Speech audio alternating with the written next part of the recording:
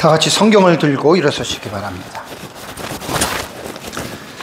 봉독해 드릴 하나님의 말씀은 갈라디아서 4장 21절에서 31절 말씀까지를 제가 봉독해 드리겠습니다. 이것은 하나님의 말씀입니다.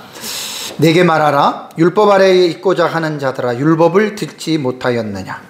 기록된 바 아브라함에게 두 아들이 있으니 하나는 여종에게서 하나는 자유 있는 여자에게서 낳다 하였으며, 여종에게서는 육체를 따라 낳고 자유 있는 여자에게서는 약속으로 말미암았느니라. 이것은 비유니 이 여자들은 두 언약이라. 하나는 신의 산으로부터 종을 낳은 자니 곧 하갈이라. 이 하갈은 아라비아에 있는 신의 산으로서 지금 있는 예루살렘과 같은 곳이니 그가 그 자녀들과 더불어 종노릇하고, 오직 위에 있는 예루살렘은 자유자니 곧 우리 어머니라. 기록된 바 잉태하지 못한 자여 즐거워하라. 산고를 모르는 자여 소리질러 외치라. 이는 홀로 사는 자의 자녀가 남편 있는 자의 자녀보다 많음이라 하였으니, 형제들아 너희는 이삭과 같이 약속의 자녀라.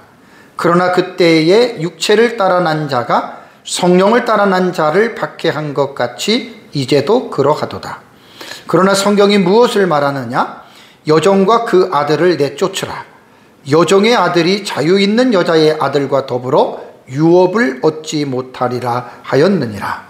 그런즉 형제들아, 우리는 여종의 자녀가 아니요 자유 있는 여자의 자녀니라. 아멘. 다 같이 앉으시기 바랍니다.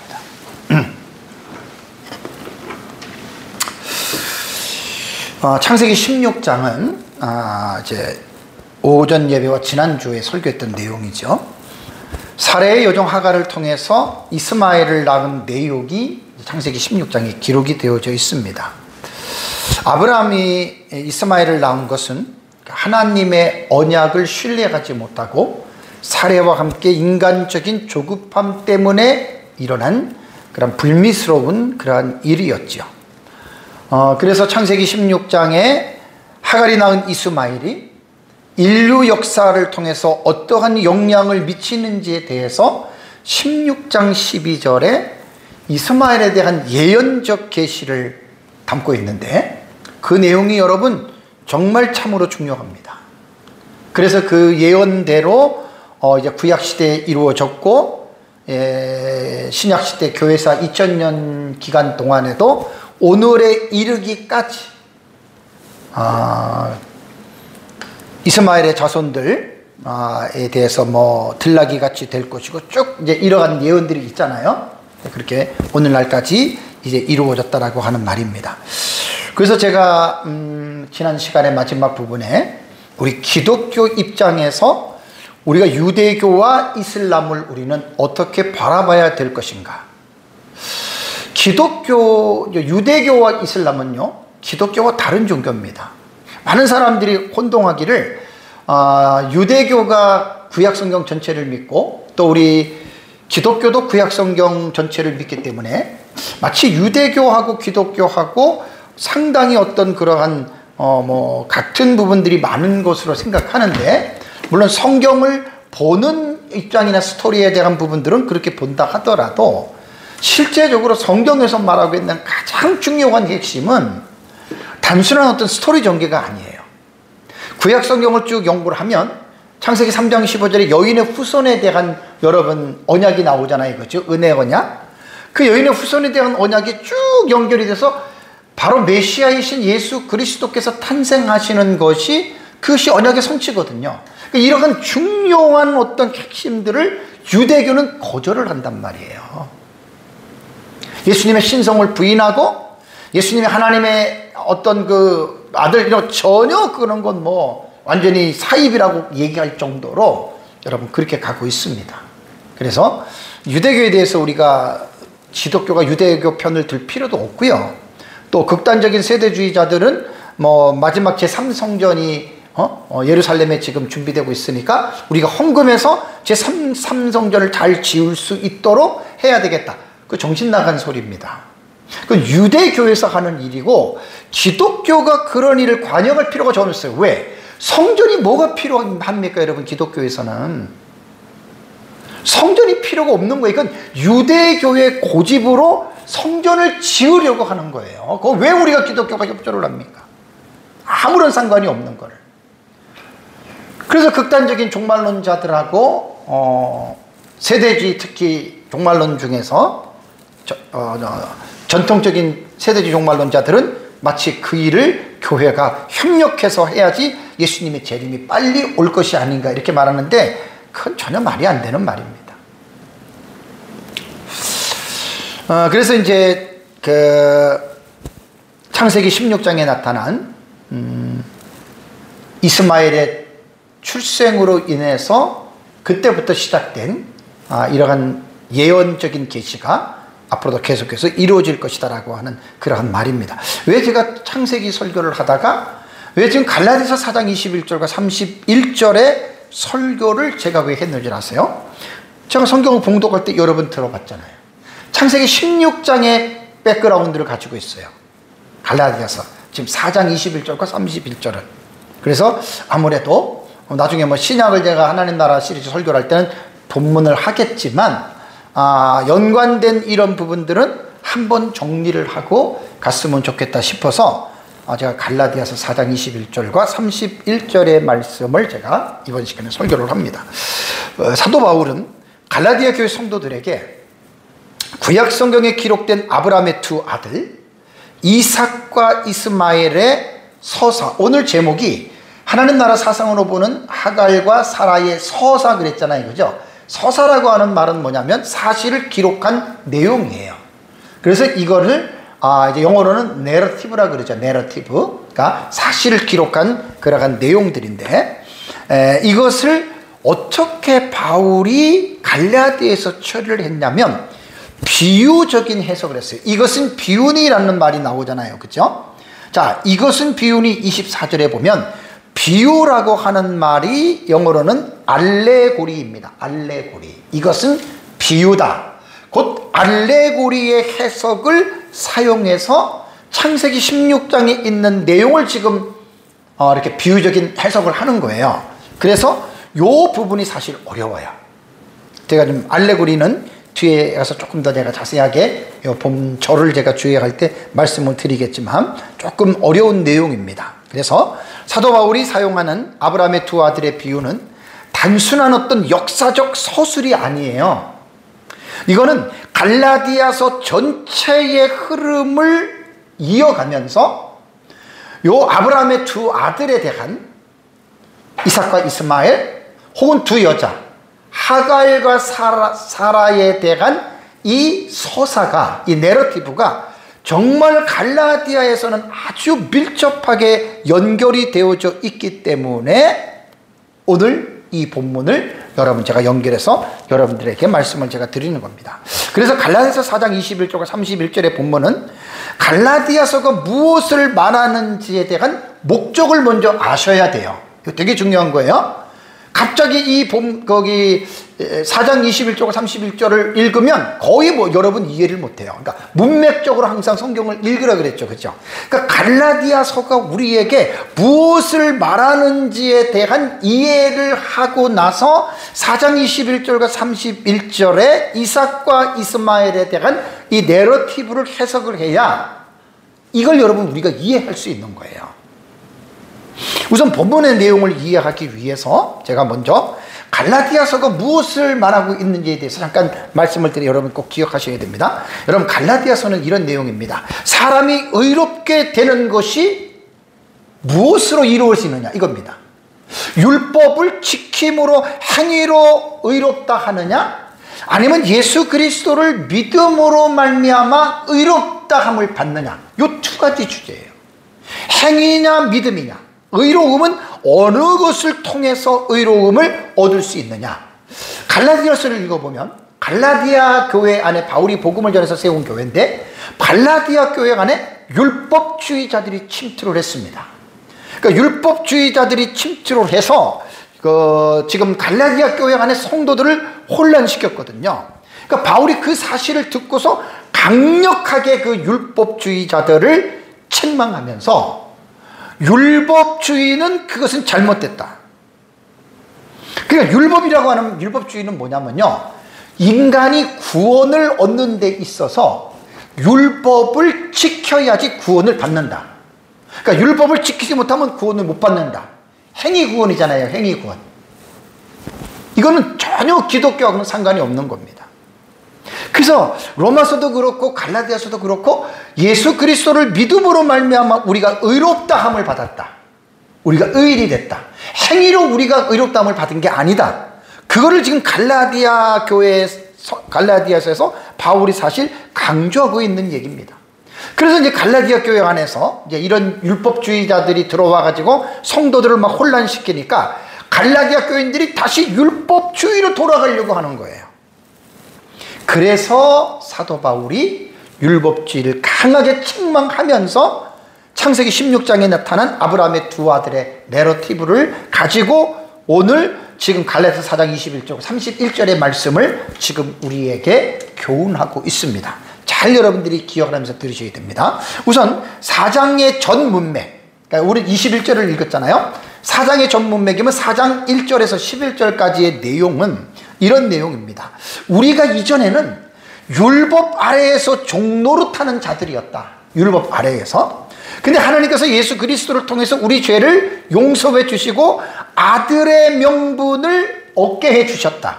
그러니까 우리가 율법으로부터 종노릇하는 데서 해방된 것은 우리가 무슨 착한 일을 하고 율법을 지켜서 우리가 해방된 게 아니라는 거예요. 예수 그리스도, 그분이 우리를 위해서 십자가에서 우리 죄를 위해서 속량해 주심으로 말미암아 우리가 아들이 되었기 때문에 우리는 율법의 종노릇한 데서 우리는 해방됐다는 거예요. 그 다음에 4장 12절과 20절에는 바울이 애끓는 심정으로 자신이 다시 해산하는 수고를 하는 것처럼 갈라디아 성도들이 율법주의를 벗어나서 예수 그리스도를 믿는 복음 안에 거하기를 간절히 바울은 12절에서 20절에 말을 합니다. 그리고 이제 전장으로 넘어가면 바울은 이미 갈라디아서 3장부터요. 3장을 보시면 갈라디아 교회 성도들이 율법으로 되돌아가려고 하는 것들을 상당히 많이 책망합니다. 그러면서 3장 1절과 14절의 내용은 갈라디아 교회 성도들이 너희가 성령을 받은 것이 율법 때문에 받았느냐 아니면 믿음 때문에 성령을 받았느냐, 이거를 지금 강조하고 있는 거예요. 율법을 행해서 그 공로로 하나님이 너희들에게 성령을 줬느냐, 아니면 예수 그리스도를 너희가 믿었을 때 하나님이 너희들에게 성령을 주었느냐, 너희가 한번 생각해 보라는 거예요. 그러면서 바울은 갈라디아서 3장 15절에서 29절에 보면 아브라함에게 주어진 약속은 불문법 시대였잖아요. 그렇죠? 율법보다 먼저 있었어요. 아브라함에 대한 약속은. 그러니까 율법은 아브라함 후에 있었기 때문에 아브라함 후에 있었던 율법이 율법 이전에 있었던 아브라함과 맺었던 언약을 폐할 수가 없다. 이거를 지금 3장에서 말을 한 거예요.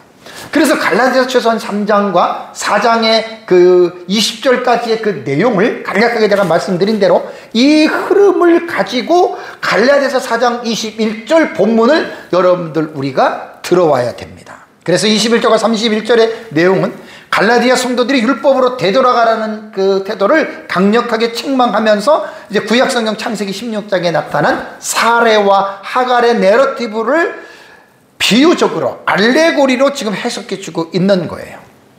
근데 참고로 여러분에게 말씀을 드리면요, 제가 아까 봉독해 드린 갈라디아서 4장 21절에서 31절의 내용의 목적은요, 여러분, 아브라함의 두 아들에 대한 내용을 말하는 게 아니에요. 절대 아니에요. 그래서 제가 갈라디아서를 기록한 목적이 뭔지를 잊어버리면 안 된다는 거예요. 마치 어떻게 보면은 아브라함의 두 아들 또 하갈과 사레 이것을 얘기하기 위해서 갈라디아서를 기록했다. 전혀 여러분 아닙니다. 본문의 내용은 아브라함의 두 아들, 그 다음에 사레와 하갈을 통해서 율법과 은혜를 대조적으로 부각시키는 거예요. 꼭 기억하셔야 돼요. 그러면서 갈라디아 교회 안에 침투한 율법주의를 강력하게 지금 비판하기 위함입니다. 그래서 오늘의 설교는 창세기 16장의 내용에 대하여 사도 바울이 알레고리를 사용하는 부분, 이것만 가지고 제가 한다는 거지, 갈라디아에서 말하는 율법에 대한 이걸 제가 설교하는 거예요. 원래는 그게 본래의 의미인데 제가 창세기를 설교하다가 지금 요 본문하고 지금 이게 연관이 되는 거잖아요. 인볼브가 되는 관계이기 때문에 제가 이제 이렇게 하는 거, 요것만 여러분들이 기억하고 여러분들의 말씀을 들으시면 됩니다. 자, 율법 바울이 이제 21절을 보시면은요, 21절에 율법주의자들을 향해서 하나의 질문을 딱 화두를 던집니다. 내게 말하라. 율법 아래에 있고자 하는 자들아. 율법주의자들에게 말하는 거예요. 율법을 듣지 못하였느냐? 이런 말을 해요. 율법 아래에 있고자 하는 자들아, 율법을 듣지 못하였느냐라는 지금 질문을 하는데, 바울이 왜 갈라디아 교회에 있는 율법주의자들에게 왜 이런 질문을 하시는 줄 여러분 아십니까? 바울이 이런 질문을 하는 의도는 이런 뜻입니다. 너희는 율법을 따른다고 자부하지 않느냐? 반어적인 수사법이에요. 반대가 되는 그런 수사법입니다. 그러면서 율법을 듣지 못하였느냐라고 하는 이 말은 단순한 정보 확인이 아니에요. 청중의 모순을 지적하고 자극하기 위한 어떤 도전적인 질문이에요. 율법을 듣지 못하였느냐? 너희가 율법을 있고자 하는데 너희 율법을 듣지 못하였느냐? 라고 하는 이 말은 이렇게 쉽게 풀어서 말하면 이런 뜻입니다. 율법을 따르겠다는 너희들이 정작 율법이 말하는 바를 제대로 알기나 하느냐? 이런 뜻이에요. 그러니까 갈라디아 안에서 율법주의자들이 율법이 뭔지도 모르면서 그냥 따라가는 거예요. 그렇게. 그래서 갈라디아에 침투한 유대주의자들은 이런 말을 합니다. 우리가 아브라함 자손 아니냐?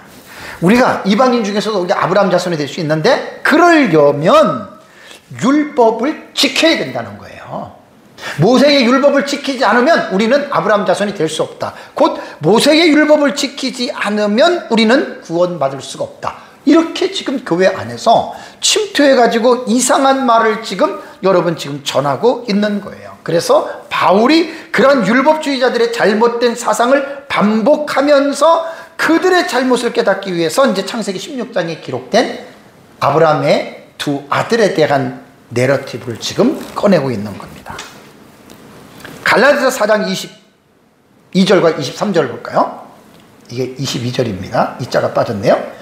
22절과 23절을 보면 기록된 바, 기억은 창세기의 16장에 있다는 이야기예요. 아브라함에게 두 아들이 있으니 그랬잖아요. 그죠? 하나는 여종에게서, 하나는 자유 있는 여자에게서 낳다 하였으며, 이제 공부를 했잖아요. 사갈과 할에. 그 다음에 여종에게서는, 하갈에서는 육체를 따라 낳다. 그 다음에 자유 있는 여자에게서는 약속으로 말미암았느니라. 지난주에 제가 설교할 때 하갈을 통해서 이스마엘을 낳은 것은 조급함에서 온 인간적인 생각이죠. 그죠? 그거를 육체를 따라서 이렇게 얘기하는 거예요. 결국 이게 율법으로 바울은 알레고리로 해석을 합니다. 그러면서 자유 있는 여자는 사라잖아요. 사라가 100세, 아브라함이 100세 때 난 자손은 어떻게 해요? 육체가 아니라 하나님의 언약에 기반해서 이삭을 낳았다는 거예요. 그러면 육체를 따라서 난 이스마엘과 약속으로 말미암아 따라 태어난 이삭, 요건 이제 우리가 지금 정리가 되잖아요. 그죠?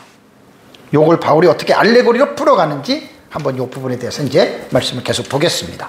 자, 여종 하갈에게서 육체를 따라 출생한 이스마엘이다라고 하는 이 말은, 하갈은 아브라함의 아내 사레의 여종이에요. 원래 신분이 여종이고, 육체를 따라 났다라고 하는 말은 뭐냐면 하나님의 약속하고는 상관이 없는 아브라함과 사레가 인간적인 방법과 계산에 따라서 그냥 난 자식이다. 그래서 이 사실을 조금 전에 말씀드린 대로 알레고리, 비유적 해석은 이게 율법이다 이렇게 얘기를 하는 거예요. 여종, 육체, 이게 알레고리 해석이에요. 율법이다. 되게 어렵잖아요. 그죠? 어려워요. 원래 알레고리 해석이. 그 다음에 자유 있는 여자 사라에게서 출생한 자녀를 이삭이라고 말을 하잖아요. 이거는 뭐냐면 약속으로 말미암았다 그랬죠. 그죠? 자, 약속의 시작이 어디서 시작된 거예요? 창세기 12장 2절이에요. 제가 창세기 12장 1, 2, 3절을 1시간씩 3시간 설교했어요. 2절에 나타난 자식을 주겠다, 큰 민족을 이루어주겠다라고 하는 이 하나님의 약속을 따라서 태어난 아들이 이삭이라는 말이에요. 자유자예요. 엄마는, 왜냐하면 사례는 종이 아니잖아요. 자유자입니다. 그래서 사라는 아브라함의 정실 부인이었고, 하나님은 사라를 통해서 자식을 주겠다고 약속한 대로 사라의 몸에서, 그때 사라가 90세에 난 거예요. 아브라함은 100세고. 그러면서 이 바울은 이 사실을 뒤에 자유자인 사라가 난 이삭을 예수 그리스도의 복음으로 이것을 알레고리로 또 해석을 한 거예요. 이 핵심만 여러분들이 잊지 않고 이것만 여러분들이 잘 따라오시면 됩니다. 자, 그러면 이제 24절과 26절에 있는 내용을 한번 쭉 먼저 읽을게요. 이것은 비유니 그랬어요. 지금 사라와 하갈, 이삭과 이스마엘, 그건 비유예요. 이 여자들은 또 두 언약이라고 말을 했어요. 하나는 신의 산으로부터 종을 낳은 자니 곧 하갈이라. 그러면서 부연 설명하기를 이 하갈은 아라비아에 있는 신의 산으로서 지금 있는 예루살렘과 같은 곳이니 라는 말을 하고, 그가 그 자녀들과 더불어 종노릇하고, 요까지가 하갈에 대한 내러티브예요. 그 다음 26절에는 오직 위에 있는 예루살렘은 자유자니 곧 우리의 어머니라. 요거는 사라에 대한 내러티브예요. 그러니까 24절에서 25절까지는 하갈, 26절은 사라. 요거는 이제 뒤에 하나하나 자세하게 말씀을 드릴게요. 이걸 먼저 24절에 이것은 비유니 그랬잖아요. 그죠? 비유가 헬라어로 알레그레오입니다. 알레고레오에 알레고레오는요, 갈라디아서 이 단어는 딱 한 번 나옵니다. 한 번. 알레고레오는 갈라디아서 한 번 나와요. 그러면 알레고레오가 비유로 번역된 이 뜻은 뭘까? 다른 방식으로 말하다라는 말이에요. 그러니까 성경은 문자적으로는 이렇게 얘기를 했는데 그 문자의 의미를 말하지 않고 좀 어떻게 보면 엉뚱한 얘기를 하는 거예요. 그래서 이 알레고리라고 하는 이 영어에 대한 여러분 의미는요, 이 알레고리라고 하는 말은 뭐냐면 문자적 의미를 넘어서서 더 깊은 영적 의미를 전달하기 위한 상징적 해석 방식을 알레고리 해석이라 그래요. 알레고레오. 영어로는 알레고리 해석이라고 합니다. 그러니까 이 상징의 해석은 잘못하면 완전히 이상한 말을 하는 거예요. 이상한 말을. 신천지 성경 해석법이 통비유라 그래요. 통비유. 이 말이 뭐냐면 창세기부터 계시록까지를 전부 다 알레고리를 해석해요. 비유적으로. 이거 상당히 위험한 겁니다. 왜냐하면 성경을 볼 때에는 문자적인 해석을 할 때가 있고 상징의 해석을 할 때가 있어요. 그건 문맥을 보고서 우리가 결정을 해야 돼요. 문자적으로 해석해야 될 것을 상징으로 해석하고 상징으로 해석해야 될 것을 문자적으로 해석한다면 완전히 성경의 본뜻을 오해하는 거예요. 그래서 이것은 비유니 할 때 알레고레오라고 하는 여러분 요 단어, 알레고레오라고 하는 여러분 요 단어를 꼭 기억하셔서 문자적 의미보다는 더 깊은 영적인, 그래서 뭐 영적인 영예라고도 하고 그렇게 얘기를 하는데, 이게 잘못하면은 완전히 엉뚱한 이제 이런 해석을 하게 됩니다. 그래서 사실 좀 어려운 해석입니다. 원래 알레고리 해석이. 자, 그렇다면 이제 여기서 이 여자들은 두 언약이라 그랬잖아요. 그죠? 자, 여러분 두 언약이라는 게 뭘까요? 두 언약? 자, 바울이 말하는 여러분 두 언약은 하갈과 사라를 지금 알레고리로 해석한 거예요. 지금 이게. 자, 하갈은 하갈이고 사라는 사라잖아요. 이것을 언약으로 지금 바울이 어떻게 해요? 해석을 하는 거예요. 여기 알레고리 해석이란 말이에요. 그러면서 하갈은 신의 산으로도 해석하고 율법으로도 해석하고 하갈은 원래 종살이라고도 말을 하고 다음에 그 본문에 보면 현재의 예루살렘을 상징한다라고 바울이 해석을 했습니다. 근데 여러분 이게 어려운 거예요. 알레고리 해석이. 성경적인 해석에 이게 성경에 기반하지 않으면 알레고리 해석은 신천지처럼 완전히 엉뚱한 해석을 하고 맙니다. 자, 사라는 뭡니까? 사라? 하갈은 그렇고 사라는 뭐냐면 사라는 어떻게 알레고리로 해석을 했냐면 위에 있는 예루살렘이다. 봐봐요. 하갈은 현재 땅에 있는 예루살렘인 반면에 하갈은 어디에 있다고요? 위에 있는 예루살렘이고 하갈은 자유자라고 말을 했어요. 그 다음에 하갈은 뭐냐? 약속을 상징한다라고 얘기를 한 거예요. 그래서 이 여자들은 두 언약이라고 하는 이 말 기억하시기 바랍니다. 갈라디아서 4장 24절에. 그럼 얘가 이제 풀어서 여기서 추해를 하겠습니다. 자, 하갈로 비유되는 신의 산의 급은 율법 언약이에요. 신의 산은. 자, 갈라디아서 4장 24절과 25절 보시면 하나는이라고 하는 말은 뭐냐면 첫째는 이게 바로 하갈입니다. 하갈.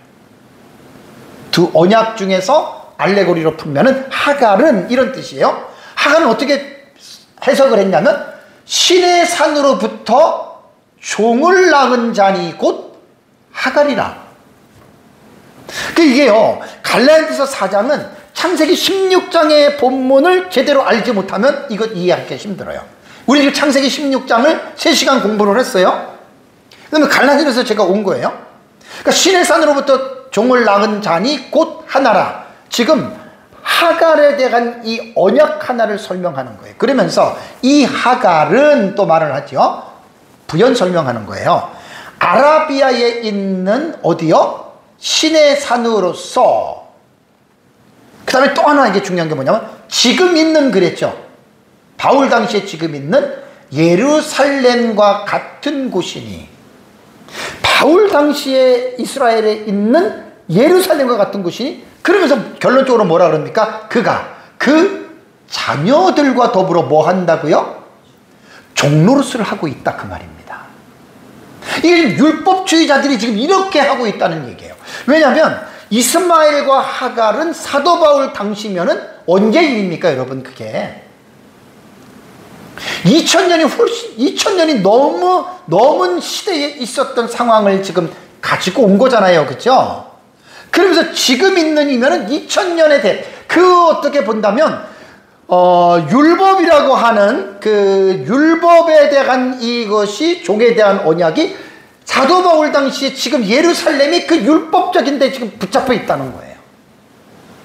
그러면서 지금 그들은 지금 뭐냐면 종노릇을 하고 있다라고 하는 이 사실을 지금 말을 하고 지금 있는 겁니다. 하갈은 신의 산으로부터 종을 낳은 여자로 지금 알레고리로 비유적으로 지금 해석을 한 겁니다. 여러분 신의 산은 뭡니까? 모세가 하나님으로부터 율법을 받은 장소죠. 그렇죠? 그럼 이 신의 산이라고 말할 때는 율법 언약을 여러분들이 기억을 해야 돼요. 그래서 제가 신의 산 율법 언약이라고 여러분 제가 소제목을 다룬 겁니다. 바울은 하갈을 지금 신의 산으로 알레고리로 지금 해석을 했습니다. 왜 그럴까요? 지금 제가 아까 말씀드렸잖아요. 이 갈라디아서 지금 4장 21절과 31절에 지금 이게 하갈과 사라의 이 서사는요, 여러분 창세기에 있는 내용을 가지고 해석하면 안 돼요. 갈라디아서에서 바울이 무엇을 지금 말하고자 하는 갈라디아서의 그 문맥 안에서 지금 하갈과 지금 이 사라에 대한 이스마엘과 이삭에 대한 것들은요, 이게 주 메인이 아니에요. 이게 메인 주제가 아니라 이게 지금 가외에 있는 주제란 말이에요. 그러니까 여기서 지금 바울이 말하고자 하는 말은 뭐냐면 아까 말씀드린 대로 갈라디아 교회 안에 율법주의자들을 지금 바울이 책망하는 거예요. 율법주의자들을 책망하면서 바울은 이것이 이제 모티프가 되는 창세기 16장의 사갈과 하레에 대한 이스마엘과 이삭에 대한 이걸 지금 끌어와가지고 이걸 알레고리로 지금 해석을 하기 때문에 갈라디아서의 본래의 목적은 율법주의와 자유자에 대한 이거를 지금 말하고자 하는 거예요. 요 핵심을 놓치면은 여러분 우리가 성경을 지금 잘못 보는 것이 됩니다. 자, 율법은 뭡니까? 율법. 그러니까 이게 지금 알레고리 해석이 뭐냐면 하갈이 종이었어요. 종은 항상 주인에게 예속이 되어 있잖아요. 그죠? 사라는 자유자예요. 주인이에요. 그러면 그들의 삶의 방식을 볼 때는 종은 주인에게 얽매여 있고 구속함을 당하고 있고 주인은 자유하잖아요. 그죠? 율법 아래에 있는 자들은 자유하지 않아요. 율법을 해방된 자는 자유해요. 갈라디아서 말하는 건 요거예요. 그러니까 예수 그리스도를 믿음으로 우리가 하나님의 자녀가 됐고 예수 그리스도를 믿음으로 말미암아 우리가 자유하게 됐지, 우리가 율법을 지킴으로 인하여 우리가 하나님의 자녀가 되고 율법을 지킴으로 인하여 우리가 자유하게 됐다는 말이 아니라는 거예요. 그러니까 하갈은 종이에요. 이건 율법을 그렇게 바울이 알레고리로 딱 한쪽으로 지금 몰아넣은 거예요. 그래서 율법은 사람을 자유하게 하지 못하고요, 오히려 종의 신분으로 묶어둬요. 율법은 원래 사람에게 죄를 깨닫게 하고 죄의 삭은 사망이라고 하는 형벌을 선고하잖아요. 교회 다니면서 여러분 율법 제대로 공부하셔야 됩니다.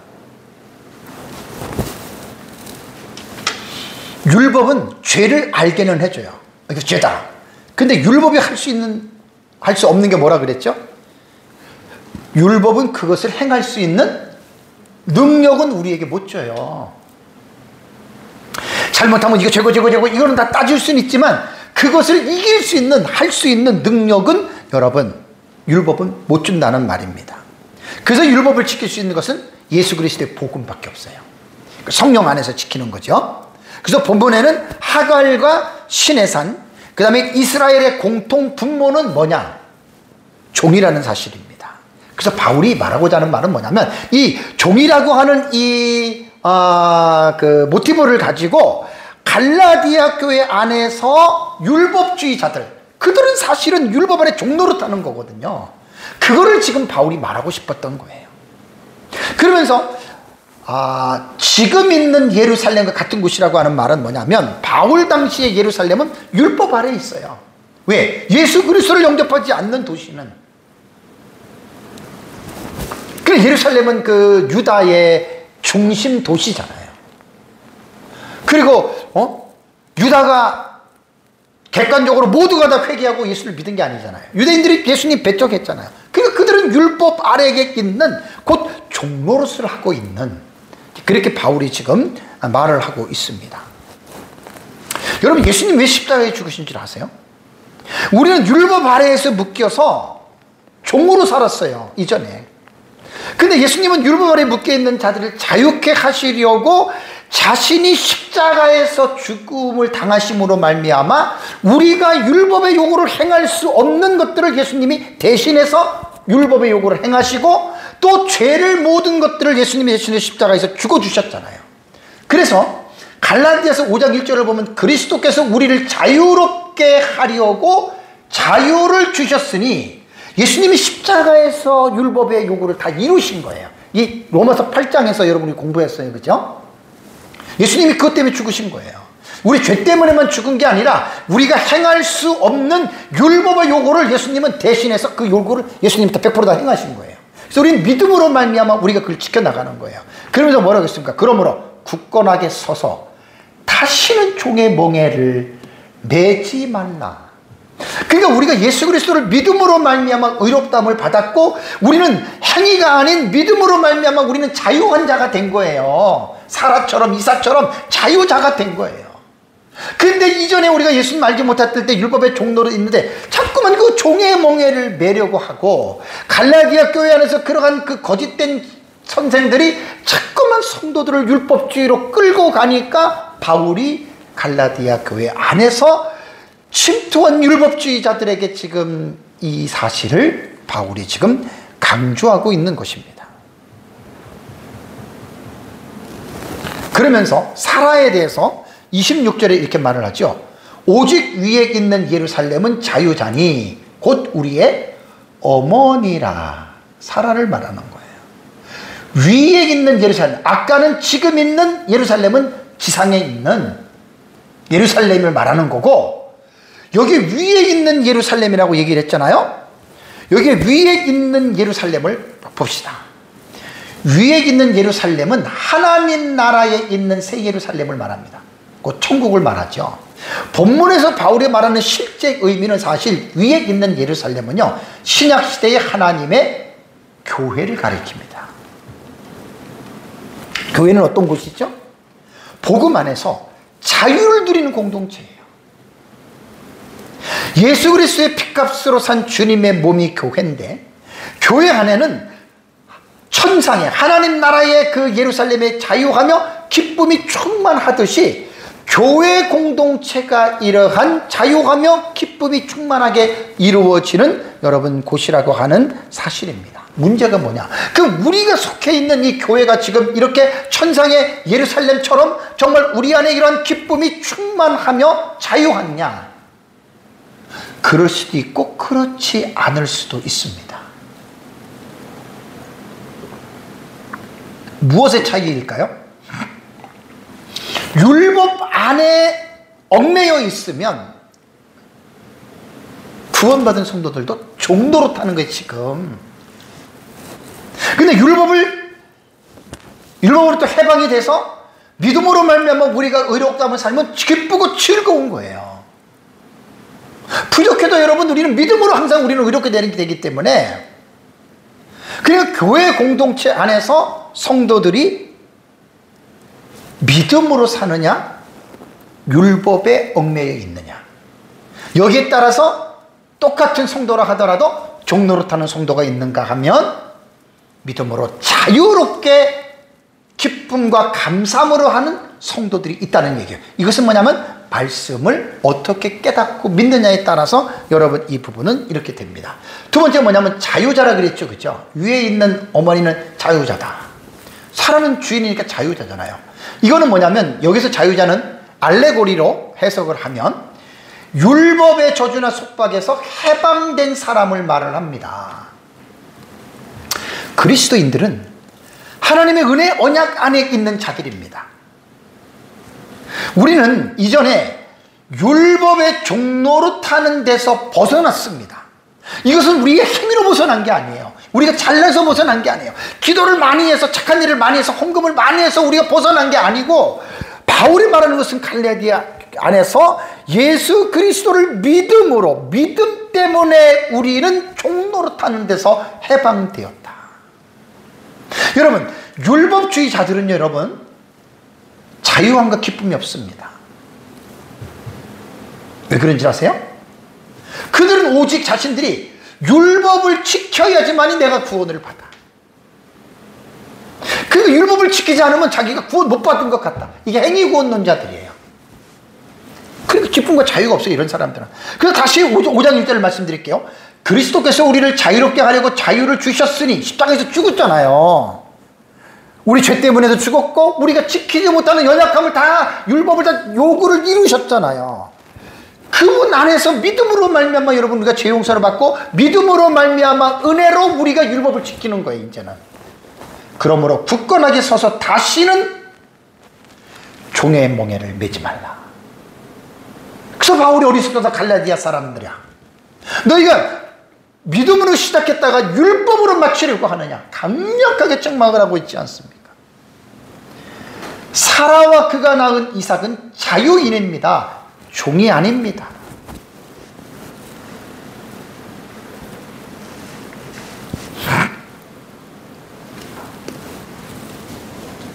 여기서 하나 제가 율법주의와 율법적 신앙, 이걸 여러분들이 잘 구분하셔야 돼요. 율법주의와 율법적 신앙, 이건 잘 여러분 구분하셔야 됩니다. 원래 율법주의는 뭐냐면 율법을 지켜서 내가 구원을 받는다, 이거예요. 이거 행위구원이거든요. 그런데 이거는 사실 뭐 그렇게 많지 않습니다. 애초부터 뭐 신앙생활을 그냥 행위구원 쪽으로 배운 사람들은 그렇게 갔지만 일반 교회에서는 거의 율법주의는 없어요. 단 뭐냐면 율법적 신앙을 가진 사람들은 있어요. 율법적 신앙이라고 하는 말은 뭐냐면 내가 말씀을 순종하고 내가 기도 많이 하고 내가 전도 많이 하고 내가 선행을 많이 해서 그것 때문에 내가 하나님에게 상을 받고 복을 받고 그것 때문에 내가 의롭게 되겠다. 율법적 신앙입니다. 근데 여러분, 우리 신앙생활 해보신 분들은 알잖아요. 내 의지로, 내 힘으로. 여러분, 우리가 그런 하나님이 원하는 선을 행할 수가 있습니까, 우리가? 절대로 못해요. 아니, 내 원수를 사랑하라 했는데 진짜 내 원수를 내가 그 사람을 사랑할 수 있다고 보세요, 여러분? 어림도 없어요.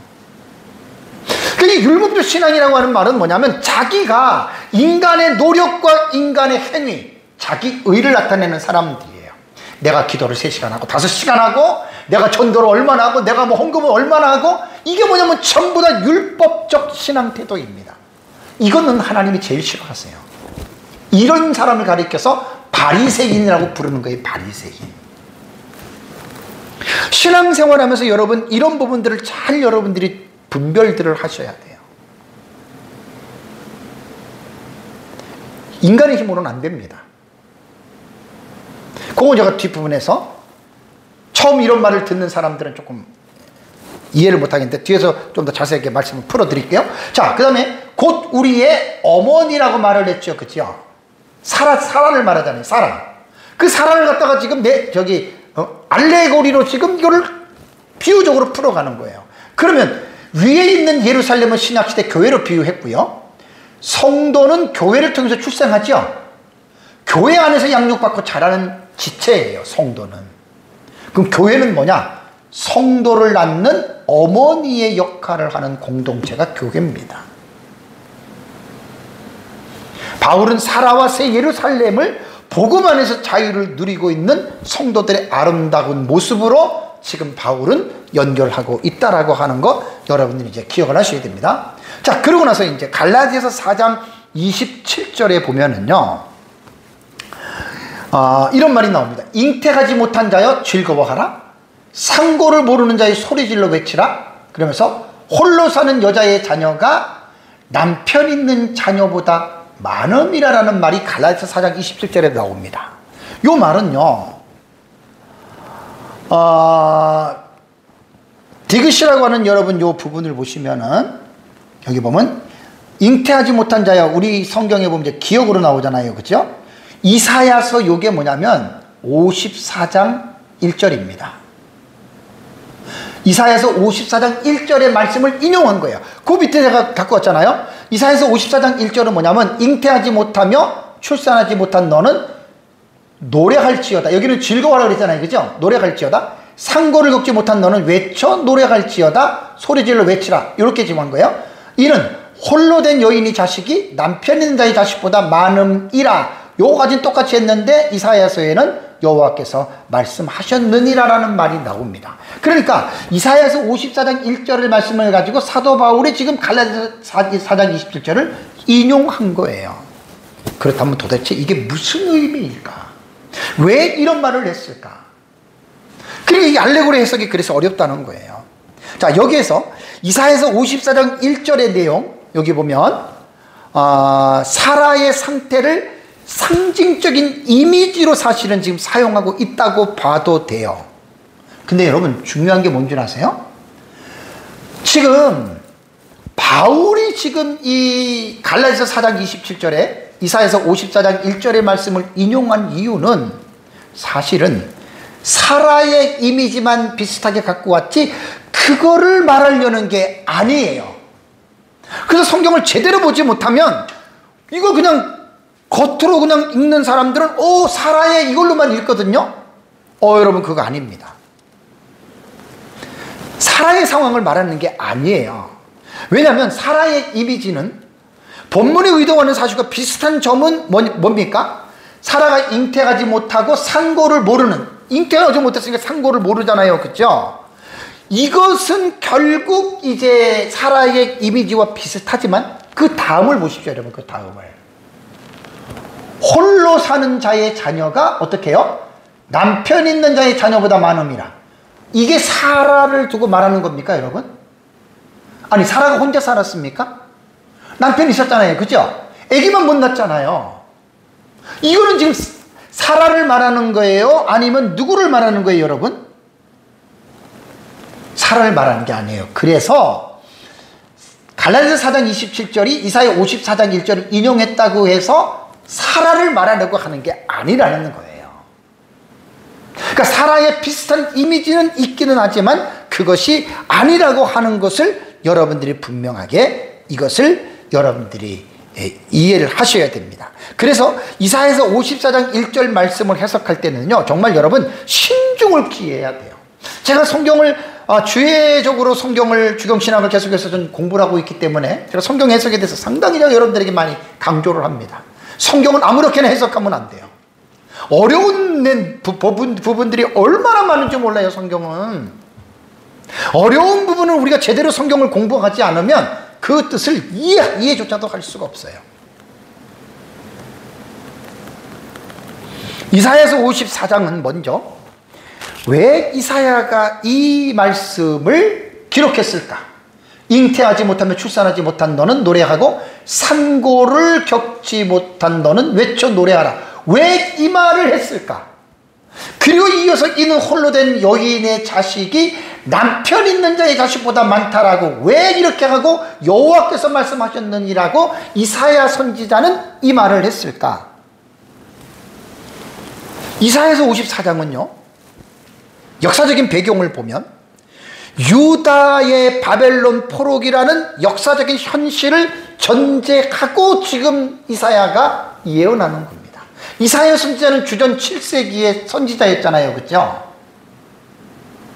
그럼 유다는 586년에 바벨론에서 멸망하고 70년 동안 포로 생활을 하다가 돌아오잖아요. 그렇죠? 그럼 이사야 당시에는 최소한 한 100년, 150년 전으로 해서 유다가 멸망할 것이고 거기다가 70년을 더 포함해서 그 포로 이후에 유다가 어떻게 될 것인가를 내다보면서 이사야 54장 1절에 예언해 놓은 거란 말이에요. 사실 사라의 그 이미지를 담고 한 것은 아니에요. 이사야서는.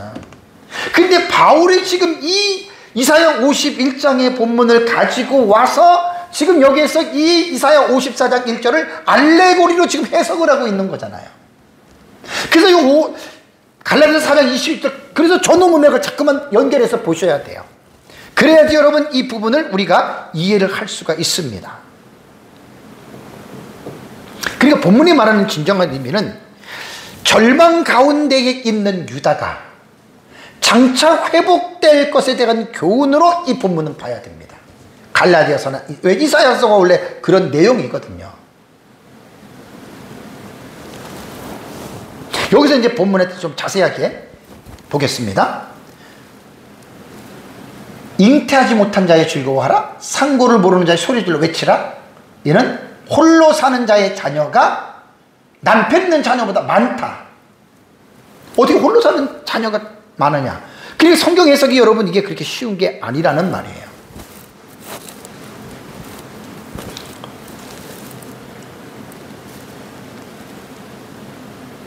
바울이 지금 잉태하지 못하는 이게 지금 뭐냐면 586년에 남유다가 바벨론에서 멸망하잖아요. 그리고 회복이 되잖아요. 다시 돌아오잖아요. 요 부분의 말씀을 사라와 이스라엘의 백성으로 한번 연결해서 제가 말씀을 좀 해드릴게요. 아까 제가 말씀드린 대로 사라에 대한 잉태하지 못한 자, 상고를 모르는 자는 사라의 이미지와 겹쳐 있어요. 그건 사용해도 돼요. 그러면서 홀로 사는 자의 자녀는 사라의 이미지와 겹치지 않아요. 그렇게 사용하면 안 돼요.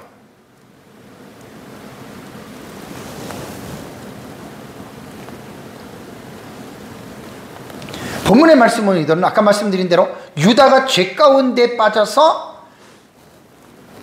절망 중에 있잖아요. 그 바벨론에서 멸망하잖아요. 저 포로로 70년 잡혀가요. 그거를 잉태하지 못한 너, 상고를 모르는 너, 이렇게 여러분 알레고리로 이걸 해석해 줘야 돼요. 잉태하지 못한 너. 그러니까 유다가 멸망해가지고 포로로 잡혀갔을 때 이렇게 묘사한 것으로 봐야 됩니다. 그리고 70년이 지나고 그들이 다시 고토로 돌아오잖아요. 그러니까 즐거워하라, 소리질러 외치라, 이렇게 말을 한 거예요 지금. 예언적인 의미가 있는 거예요. 그리고 70년의 포로가 지나면 유다가 어떻게 됩니까? 회복이 되죠, 그죠? 회복이 될 때 홀로 사는 자의 자녀가 남편 있는 자의 자녀보다 많다라고 하는 말은, 이거는 사라에게 적용할 수 없다 그랬어요, 그죠? 사라에게 적용할 수가 없는데, 이건 어떻게 우리가 적용해야 되냐면, 유다가 죄로 인해서 하나님의 징계를 받을 때는 소망이 없었어요. 마치 홀로 사는 자녀 같았어요. 그래, 자식도 생산하지 못하고 있어요. 그런데 하나님의 징계를 받고 그들이 회복되고 나니까, 그 당시에 유다가 바벨론에 멸망해서 포로 잡혀갔을 때 다른 나라 보면은 남편 있는 자들이 되게 잘 되는 것 같지만, 유다가 포로를 마치고 돌아오니까 어떻게 돼요? 남편 있는 자들보다 어떻게 해요? 자녀가 더 많아진다라고 하는 말은 유다가 완전히 어떻게 해요? 회복된다는 거예요. 그래서 여러분, 성경 해석이 지금 이게 어려운 본문이에요. 정말 이게 쉬운 본문은 아닙니다. 하나님의 언약의 관점으로 볼 때 아브라함의 후손들이 불가산수의 무리가 될 것에 대해서 하나님이 말씀을 한 거예요. 더 많아진다라고 하는 말은. 바울은 갈라디아 교회 성도들에게 이사야서에 기록된 말씀을 인용하는 이유를 먼저 우리는 여러분 생각을 해야 됩니다. 자, 남편 있는 자의 자녀보다 많다 그랬죠, 그죠? 바울이 갈라디아 교인들에게 왜 이 말을 하냐, 이사야서 54장 1절의 말씀을 하냐면, 이거는 단순히 이스라엘의 민족의 회복으로 말하는 것이 아니에요. 바울 당시까지도 길게 보면 복음으로 말미암아 태어나는 새 언약의 공동체인 교회의 숫자를 말하는 거예요. 교회가 숫자가 불가산수의 수가 된다. 그거를 지금 여러분, 우린 갈라디아서 4장 27절에서 이거를 의미를 여러분 우리는 이해를 여러분 해야 됩니다. 그렇다면 왜 바울이 이런 비유를 했을까요? 비유의 목적은요, 28절과 31절에 보면 형제들아, 이제 여기서 이제 비유의 목적이에요. 앞에 그 알레고리로 푼 것의 목적은 뭐냐? 형제들아, 너희는 이삭과 같이 약속의 자녀라. 그리스도인들에게 말하는 거예요. 그러나 그때에 육체를 따라 난 자가 성령을 따라 난 자를 박해한 것 같이 이제도 그러하도다. 원래 그리스도인들은 예수 그리스도로 말미암아 약속의 자녀고 우린 자유한 자인데, 과거에 창세기 16장으로 돌아가면 육체를 따라 난 이스마엘이 약속을 따라 난 이삭을 희롱하잖아요, 그죠? 이제도 그러하도다라는 말은 뭘 말하는 거예요? 갈라디아 교회 안에 침투한 율법주의자들이, 그 율법주의가 아닌 정말 믿음 안에서 살아가고 있는 그 성도들은 이렇게 성령으로 즐겁게 살아가는데, 오히려 그 율법자들이 지금 어떻게 해요? 성령을 따르는 자를 뭐 하는 거예요? 교회 안에서 박해를 하는 거예요. 자기가 잘못 깨달아놓고 올바르게 살아가는 자에게 율법을 지켜야지 너는 아브라함 자녀가 될 수 있고, 율법을 지켜야지 너는 구원받을 수 있어, 행위 구원을 자꾸만 말하는 거예요. 그걸 말하는 거예요. 그래서 30절에 보면, 그러나 성경이 뭘 말하느냐? 여종과 그의 아들을 내쫓으라. 이 21장 아까 말씀드렸잖아요. 그래서 아브라함이 근심하니까 하나님이 나타나서 내 안에 사례가 말한 것처럼 내쫓아. 왜? 그 약속의 자녀가 아니고 육체로서 얻은 자식이기 때문에 이삭과 함께 유업을 얻지 못해. 그래서 보세요. 여종의 아들이 자유 있는 여자와 더불어 유업을 얻지 못하리라 하였느니라.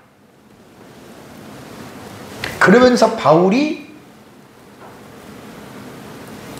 창세기에 있는 아브라함의 두 아들 사레와 하갈에 대한 이 내러티브를 가지고 내리는 결론은 뭐냐면, 그런즉 형제들아, 우리는 여종의 자녀가 아니요 자유 있는 여자의 자녀이니라 라고 하는, 여러분, 이 말을 지금 바울이 하고 있는 겁니다. 여러분,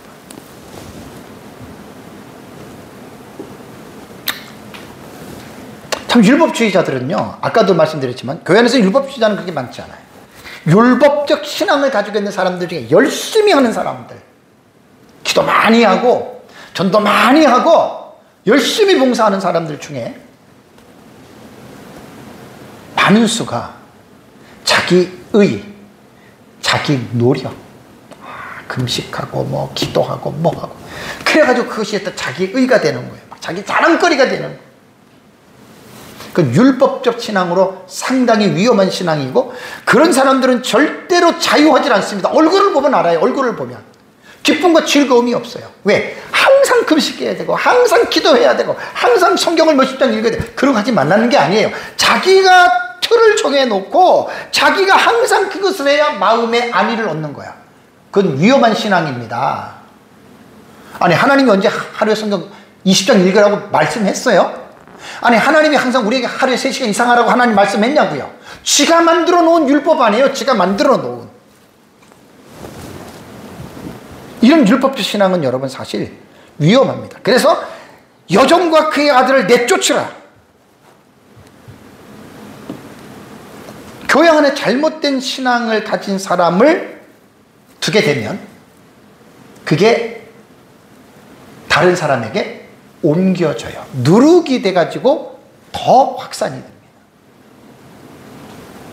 여러분, 사실 아까도 제가 여러분들에게 말씀드렸지만 율법은 죄를 깨닫게 하고, 그렇지만 율법은 그것을 행할 수 있는 능력을 우리에게 못 준다 그랬죠. 못 줘요. 그래서 바울이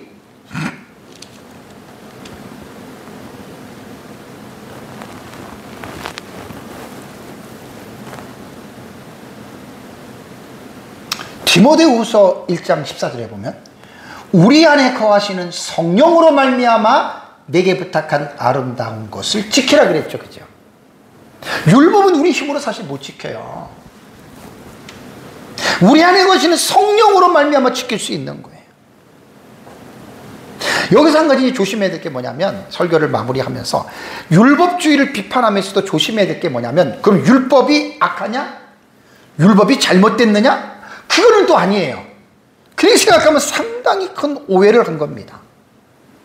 율법은 악한 것도 아니고 무가치한 것도 아니고 율법은 선하고 옳은 것입니다. 다만 율법주의는 율법을 지켜야 구원을 받을 수 있다라고 하는 잘못된 생각으로 율법을 사용하니까 그게 잘못됐다는 거예요. 그럼 율법이 그러면 우리가 지킬 수 없으니까 안 지켜야 되냐? 아니에요. 지켜야 돼요. 그 지키는 것은 성령으로 말미암아 지킨단 말이에요. 아까 말씀드렸죠. 예수님 십자가에 죽으셨어요. 왜 죽으셨어요? 우리 죄 때문에 죽은 게 아니라 우리가 율법을 지킬 수 없는 그 율법의 요구를 예수님 100% 다 감당하시고 죽으신 거예요. 우리가 성령으로 말미암아 지킨다, 믿음으로 지킨다라고 하는 말은 예수님께서 이미 행해 놓으신 공로를 믿음으로 말미암아 우리 안에 계시는 성령님의 역사로 우리가 이럴 걸 지켜나간다고 하는 여러분 그러한 말입니다. 사랑하는 성도 여러분, 사도 바울은 갈라디아 교회 성도들에게 창세기 16장에 기록된 사라와 하갈의 관계를 비유로 지금 설명하고 있습니다. 좀 어려운 본문이지만 여러분들에게 쭉 말씀을 좀 드렸고요. 이 본문의 말씀을 하나님 나라 사상으로 제가 정리를 해드리면, 하나님께서 죄인들과 맺으신 율법 언약, 신에서 언약이죠. 그런 율법 언약은 예수 그리스도께서 자신의 몸으로 친히 성취해 주셨어요. 인간이 지킬 수 없는 것을 예수님이 이미 다 지키셨고, 십자가의 죽으심으로 하나님께서 그 모든 것들을 예수님께서 행하셨습니다. 갈라디아서에 침투한 율법주의자들은 믿음이 아닌 인간의 행위로 자꾸만 의롭다함을 이렇게 하는 이런 부분들에 대해서 여러분 자꾸만 성도들에게 거짓말해요. 자, 갈라디아서 2장 16절을 볼까요? 사람이 뭡니까? 의롭게 되는 것은 율법의 행위로 말미암음이 아니요 그랬잖아요. 오직 예수 그리스도를 믿음으로 말미암은 줄을 알므로 우리도 그리스도 예수를 믿나니 이는 우리가 율법을 행위로서가 아니고 그리스도를 믿음으로써 의롭다함을 얻으려 함이라. 그러면서 뭐라 그랬습니까? 율법의 행위로는 의롭다함을 얻을 육체가 없느니라. 우리가 뭐 기도 몇 시간 하고 뭐 성경 몇십 장 보고 뭐 맨날 뭐 하고 맨날 뭐 하고 그렇다고 우리가 의롭다 하는 거 아니에요. 착각하지 마세요. 예수 그리스도를 믿음으로 여러분 우리가 되는 거예요. 그래서 또 하나님 앞에서 아무도 율법으로 말미암아 의롭게 되지 못함을 분명하니 이는 의인은 믿음으로 살리라 하였음이라 라는 말을 여러분 우리에게 하고 있습니다. 사랑하는 성도 여러분, 우리는 원래 허물과 죄들로 죽었던 자들이에요. 그런데 예수 그리스도가 우리 죄를 위해서 그분이 십자가에 죽으시고 우리를 용서해 주신 거예요.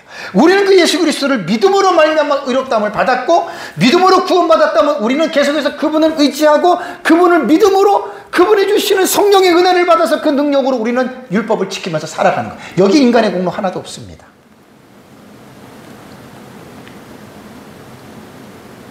율법적 신앙 태도를 버리고 믿음으로 주님을 의지하면서 살아가시기를 주님의 이름으로 축복합니다. 우리 다 같이 함께 기도하겠습니다.